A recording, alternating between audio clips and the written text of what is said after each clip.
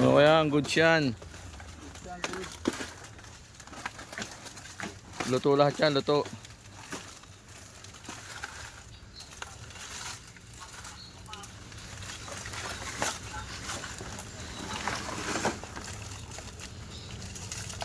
Ba't may kahoy kayo pansiksik?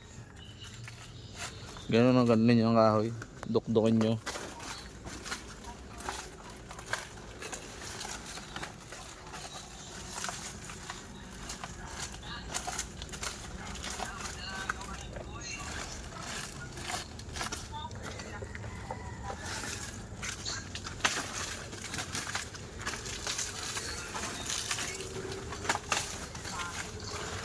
Yung pala mga kawayan eh, no?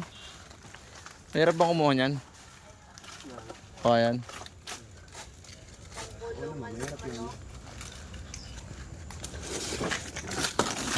Binabayaran niya ng ano, 700. Hindi naman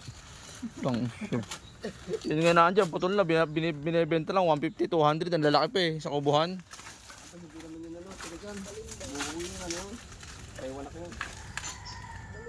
Kapag yung kinika na kawayan, mahal talaga yun. 100 po ba? 100 to 500. Ano oras na ka, Jeff?